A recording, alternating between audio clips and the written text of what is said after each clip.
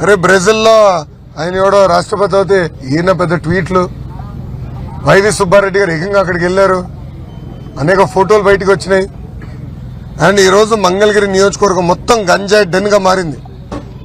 ముఖ్యమంత్రి గారి ఇంటి పక్కన ఎన్టీఆర్ కట్ట పైన మహిళలు, నేను కార్యక్రమం రచ్చబండ పెట్టుకుంటే మహిళలు వచ్చి అన్న మాకు డ్రగ్స్ కి మా పిల్లలు బానిసలు అవుతున్నారు, మీరు కాపాడండి అని అడిగారు. ముఖ్యమంత్రి గారితో 100 మీటర్ల దూరది. ముఖ్యమంత్రి గారి ఇంటి దగ్గర డ్రగ్స్ మాయల్లో పిల్లలు ఒక మహిళ పైన గ్యాంగ్ రేప్ చేశారు. ఇప్పటికీ కేసు సరిగా పెట్టలేదు, నిందితుడిని జైలుకు పంపించలేదు. దీనన్నిటికీ కారణం ఒక వ్యక్తి ఉన్నాడు. అతని పేరు అనంత బాబు. మీడియా మిత్రులు రాసుకోవాలి. అనంత బాబు ఎమ్మెల్సీ. దీని అన్నిటికీ ఈ డ్రగ్ కింగ్. ఇది నేను ఎందుకు చెప్తున్నానంటే ట్రైబల్ ఏరియాలో మొత్తం పంట వేసేది వాళ్ళ మనుషులే. పోలీసు వాళ్ళు కూడా రాకుండా అడ్డు తిరిగేది వాళ్ళ మనుషులే. లాక్డౌన్ లో ఏకంగా డ్రగ్స్ మొత్తం ప్యాకేజ్ చేసి ఊరు వీధి తీసుకెళ్లింది వైకాపా నాయకులే. అనంతబాబు గంజాయి మత్తులో దళిత డ్రైవర్ సుబ్రహ్మణ్యాన్ని అతి కిరాతకంగా కొట్టి చంపేసి శవాన్ని డోర్ డెలివరీ చేశారు. జగన్ ఏం కానుక ఇచ్చాడు తెలుసా? ఎమ్మెల్సీ ఇచ్చాడు. అతని పక్కనే కూర్చోబెట్టుకుంటాడు. పబ్లిక్ మీటింగ్ లో ప్రజల డబ్బులతో పెట్టి పబ్లిక్ మీటింగ్ లో ముఖ్యమంత్రి పక్కన అనంతబాబు కూర్చుంటాడు. ఏకంగా నియోజకవర్గ రివ్యూ జరిగితే ముఖ్యమంత్రి గారి ఇంటి లోపలనే అదే రూమ్ లో కూర్చుంటాడు ఈ అనంతబాబు. నిజంగానే దళితుల పైన అంత ప్రేమ గౌరవం ఉంటే అసలు అలాంటి వ్యక్తిని కడ్రాయర్లో కొట్టి ఊరేగింపు చేపించాలి జగన్.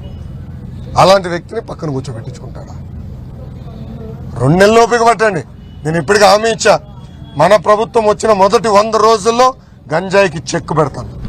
ఫుల్ స్టాప్ పెట్టి బాధ్యత మేము తీసుకుంటాం. దాని వెనకాల వైకాపా నాయకులే ఉన్నారు స్వామి. ఏమో మా కరకట్ట కమలాసన్ కూడా ఆయన డబ్బులు అందుతున్నాయేమో అంటే మీకు తెలియదు. ఇక్కడ ఎమ్మెల్యే ఆల రామకృష్ణారెడ్డి గారికి కరకట్ట కమలాసనం పేరు పెట్టిన పాప ఆయన కూడా డబ్బులు వస్తున్నాయేమో.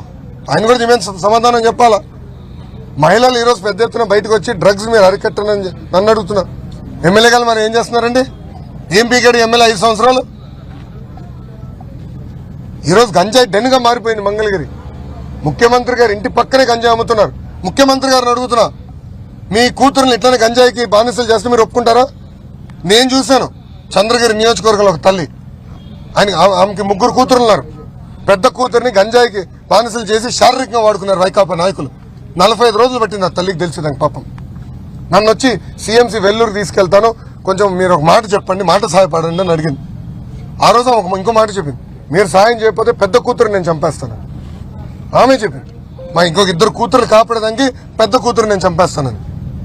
ఇదే గాని జగన్ కూతురులు జరిగితే ఒప్పుకుంటాడైనా? ఎంత అన్యాయం అండి.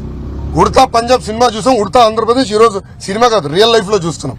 అది ఈరోజు ఆంధ్ర రాష్ట్ర పరిస్థితి.